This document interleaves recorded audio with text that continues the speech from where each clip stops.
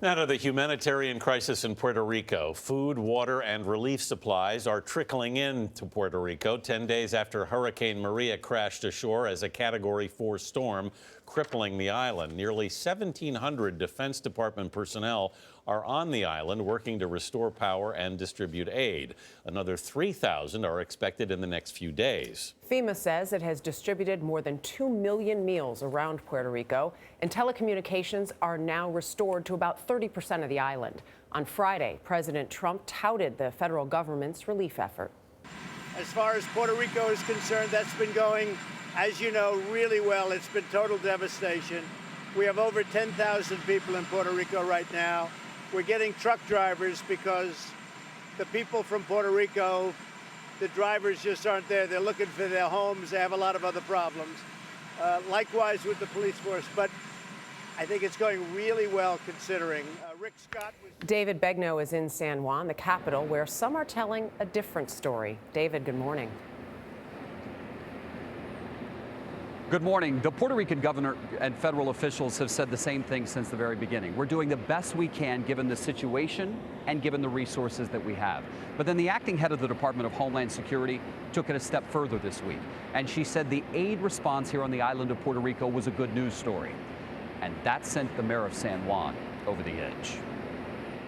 Mayday, we are in trouble. San Juan Mayor Yulene Cruz blasted the federal government's response in the aftermath of Hurricane Maria. We are dying here. And I cannot fathom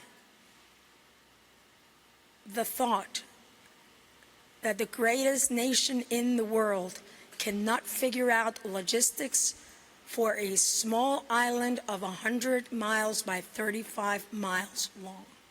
Nearly everyone on the island of 3.4 million people is still without power. Next. And almost half have no running water. We saw it firsthand when we traveled to Aguadilla on the western tip of Puerto Rico.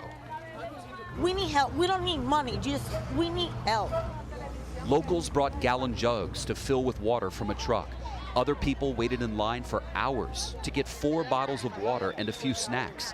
And for some, it may have to last a few days. People in Aguadilla are using Clorox containers to fill up for water. What happened to your house? This is Jimmy. My roof blew off, and I lost almost everything. Do you have food? Not just a little bit.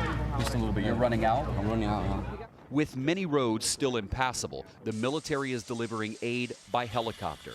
On Friday, the acting Homeland Security Director, Elaine Duke, visited Puerto Rico and promised more help. But back in San Juan, the mayor was pressuring the White House to speed it up. So I am asking the President of the United States to make sure somebody is in charge that is up to the task of saving lives. The official death count given by the government is 16, but that number has been staying around 16 for the last 5 days. So the governor's having a press conference this morning, and we plan to press him on that because we have heard from local officials in other places around the island that the number is far higher. So Dana, we will get more information about that. But let me also say this, 10 days after the hurricane, people are still using social media to beg for help on behalf of their relatives who are here on this island. We just hope people are listening to it too. David Begnaud continuing some great reporting in San Juan, Puerto Rico. Thank you.